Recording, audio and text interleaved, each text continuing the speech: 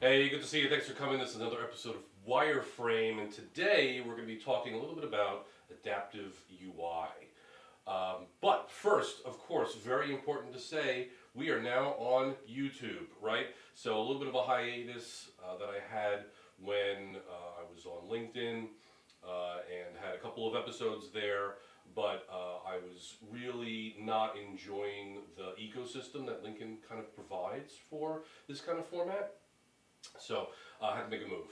So I want to talk a little bit about that today, as well as our main topic today. But I also want to talk about a little bit of the reason why I was a hiatus is because I had some medical procedures to take care of. I actually had a whole bunch of nasal congestion that has been taken care of, so I should be feeling a lot less nasally and congested over the next couple of weeks now.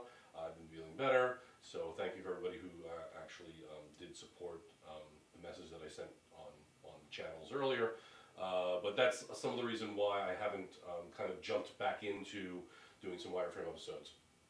So so that's basically what's going on there. Hopefully I sound a little bit better than I have been in the past, being full of, bad stuff.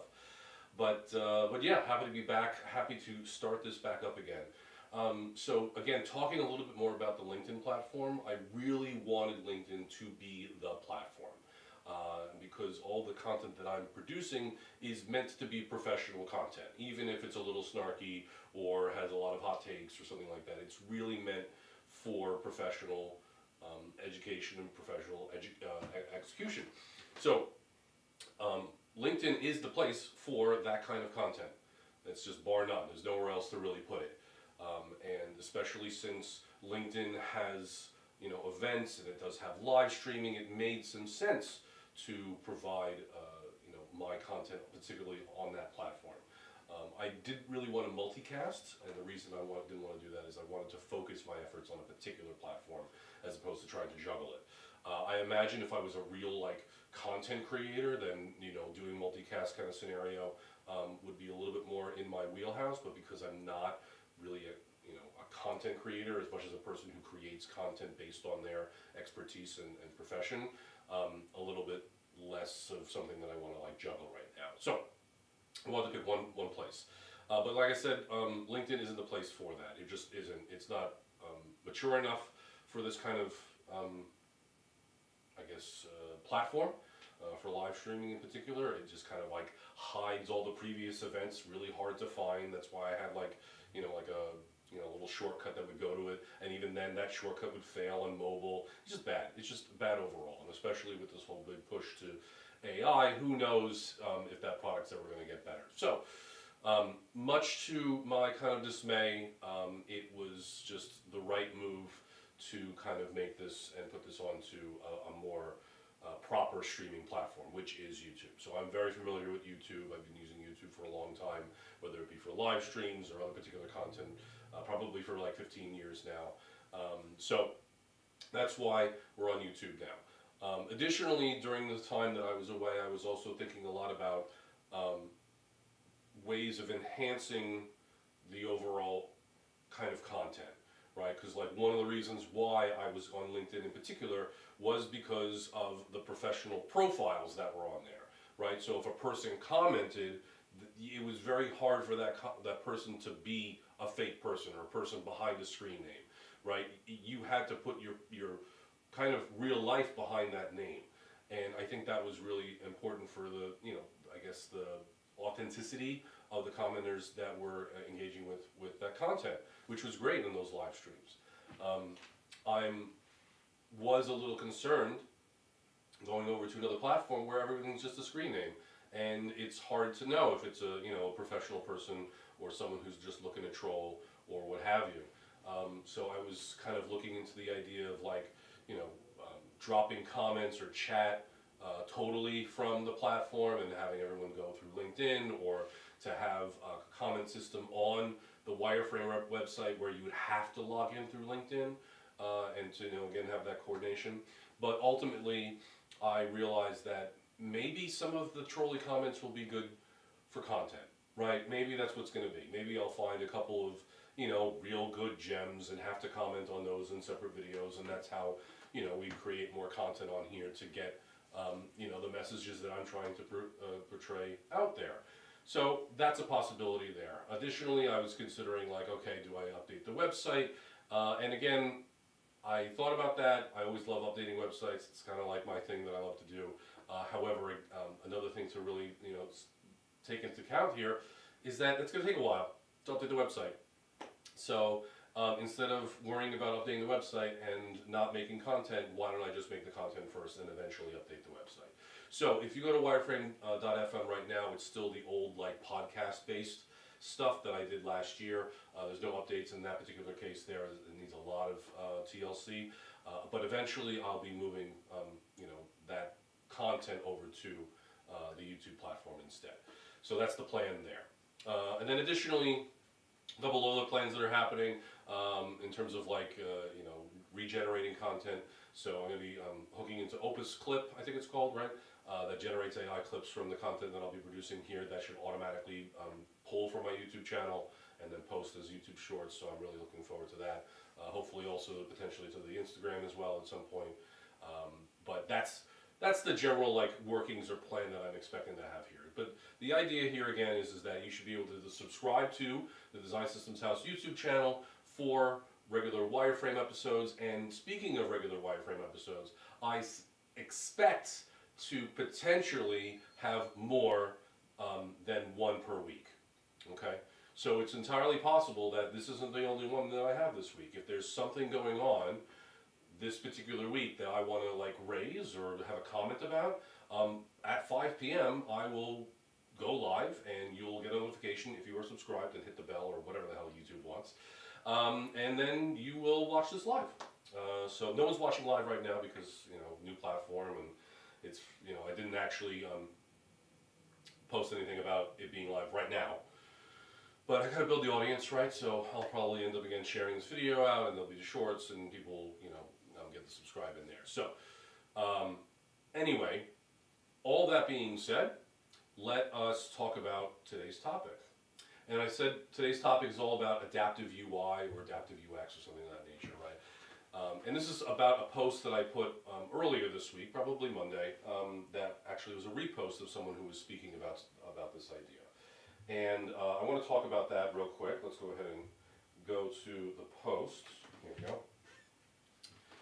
So the post, this is by Riche Zamar, who was talking about vibe coding, which everyone's talking about a little bit, but really more focusing on this idea of like autonomous UX. And that's not really the term that we've been using recently. The term, like I said, I think that we've been using is adaptive UI for this kind of stuff.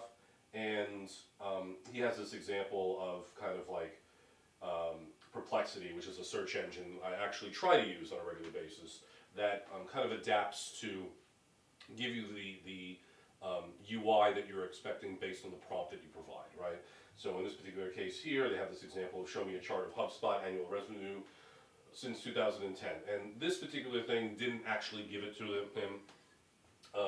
However, it's the idea that counts. And I kind of reposted this because I really do believe in this. I really do believe that there's a possibility here where you prompt, well not prompt, I shouldn't say the word prompt, but you ask, right? You're asking for some sort of information, and instead of just, getting that as text or something of that nature, maybe it's something that maybe it's a login kind of thing that you need to do, right? So you say, hey, how do I log in?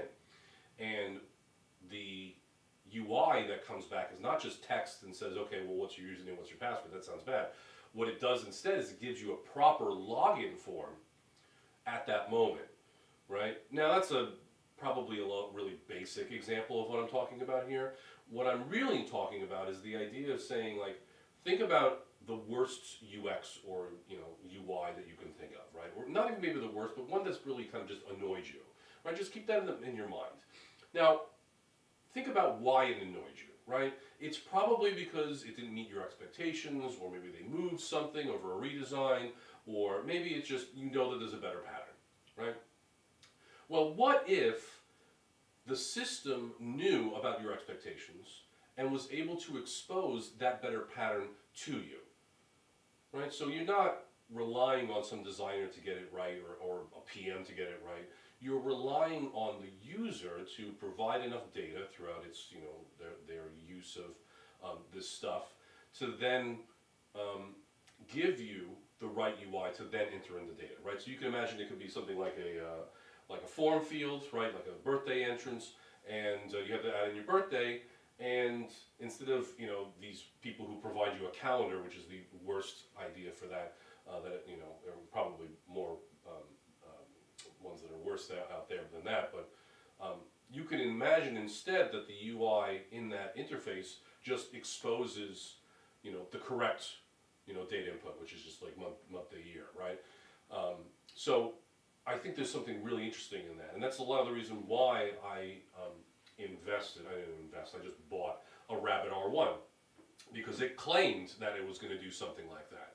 It claimed that you would be able to just go ahead and speak to it. This is my phone, I know it looks like a rabbit, but you could basically speak to it and say, hey, get me a car to go from here to the train station, and it would go through all the UI steps without you having to go through the UI steps, and then provide you a simple interface that says confirm, and it would just go ahead and do the thing.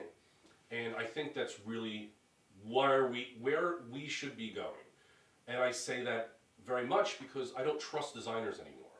I see so many patterns out there that are not meeting user expectations because designers are bored, right? Where they see a pattern and they're like, ooh, that's pretty, I want to do that here too, without knowing any of the context, the reasons why, or tech debt behind it, right? There's so much poor design out there that I personally keep seeing that I'd much rather AI take a stab at, especially if it's going to take my needs into account, right? So what does that mean for people in our industry, people who are product designers and engineers and PMs, et cetera, et cetera? That means you need to pivot, obviously, right? Past that, I actually really don't know, right? Because if we are offloading the idea of an UI just being exposed to a user without much kind of, what's the word I'm looking for? Influence from product design, engineering, and other folks in tech, right? I mean, what's our job there? And I don't know what the answer to that is, and I hope there's someone out there that can start, thinking about what it is, because it is a pivot. There has to be something else that's different out there.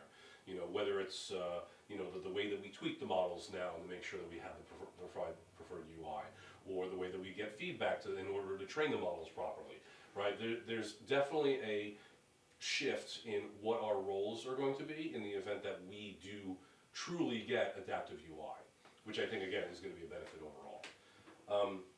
So that's something I wanted to mention. I also wanted to mention that Jesse Clark, who is over at Cisco, sent me a DM after looking at that post. And he had a hot take for me, and I'm going to read you the hot take.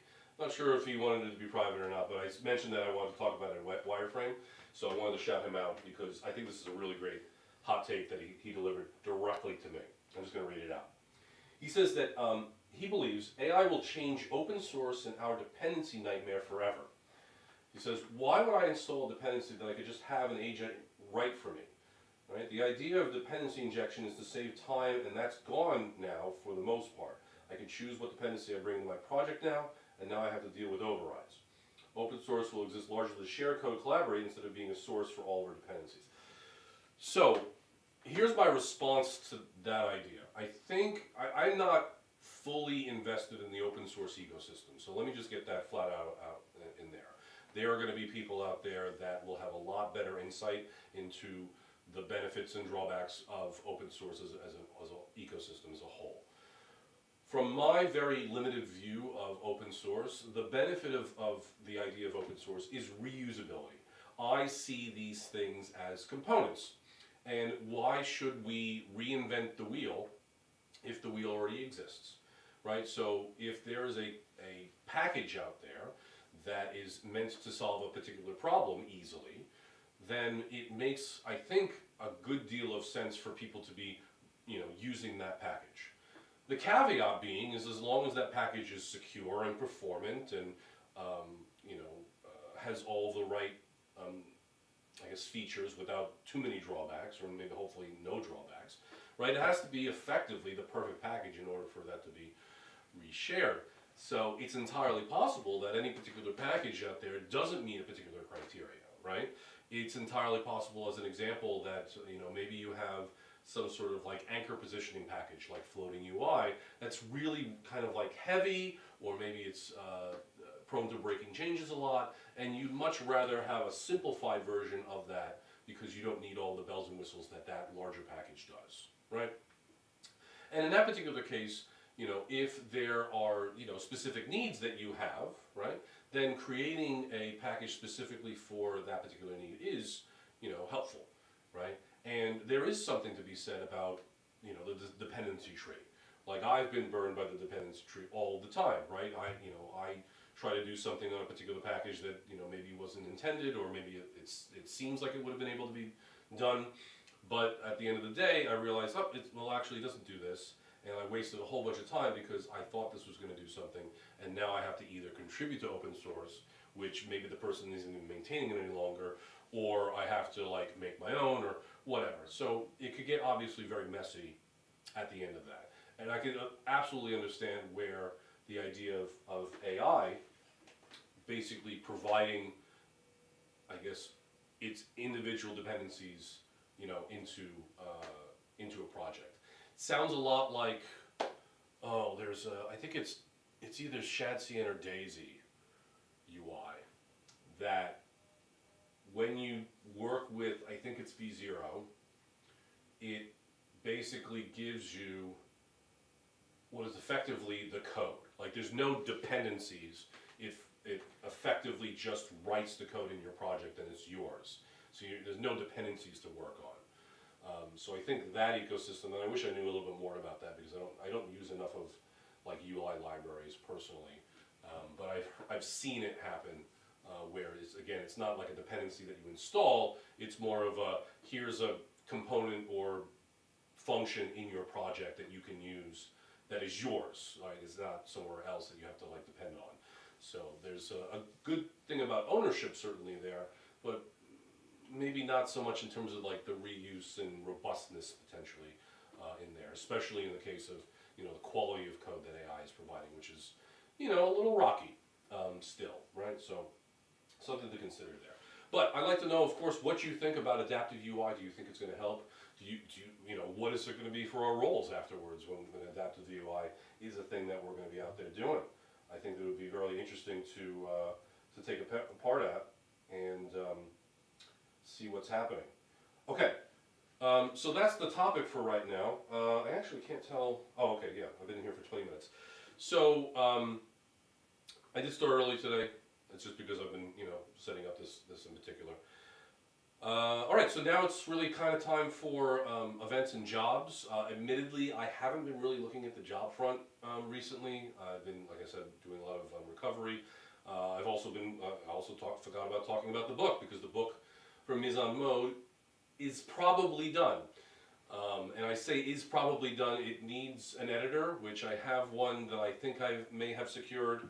We're going to see about that. I might actually even talk about that potentially next week, depending on how that rolls out, because there's some really interesting I'll call it ethical challenges that I'm having there.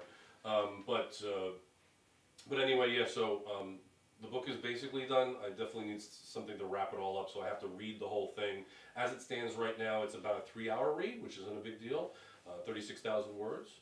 I expect it to be a little bit more because again I have the closing and some other bullshit that's in there. But yeah, I suspect that the book should be happening very shortly in the next, at least in this year, I would say, as long as illustrations coming through. But yeah, like I said, jobs, I really don't have anything on the job front that I know of right now that's in my purview. So I apologize on that, but if you want to look, the Design System Slack channel, as I always talk about, definitely has activity in there, and if there are any jobs, they will absolutely show up in there. In terms of events that are going on, let's take a look at DS events. I don't think there's anything in particular that I remember. Yeah, a lot of the stuff that's happening is happening a little bit later this year. So the next one in terms of large events that I know about is going to be in September for Smashing Conf in Freiburg, and then later on in New York for Smashing in early October, Converge in the 30th of October. And then there's actually another conference that I never heard of, which is going to be Design DNA, a design systems conference, and that's at designdnaconf.com, and that's in November. So those are the bigger conferences that I know about. In terms of smaller events that I know about as well, tonight actually I'll be in New York, in the city, for like some tech carnival, because it's actually Tech Week in New York this week. So there's tons and tons of events that are out there. You can just search for Tech Week New York.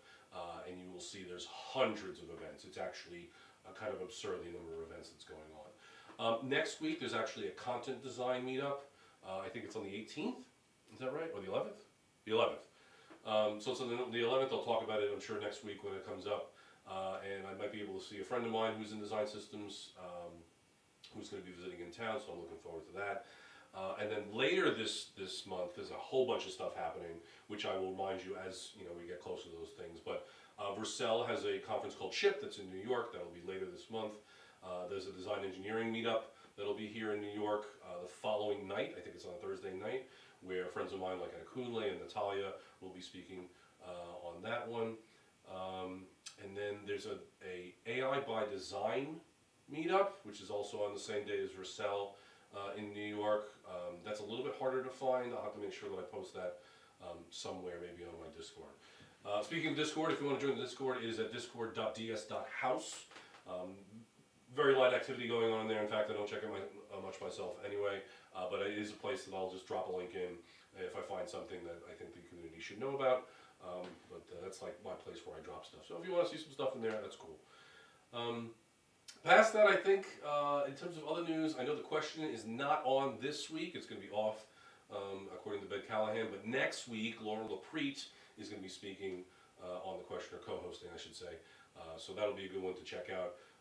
Additionally, I did miss Patterns. I was very upset about that in New York. However, there will be a new Patterns, I think, later this year. So I'm definitely going to be looking out to going to Patterns.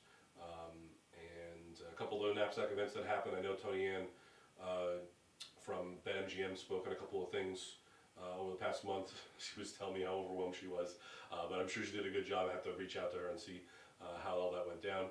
But other than that, it's great to be back. Thank you for watching. If you are watching this, I'm assuming you are now that you're listening to me at the moment.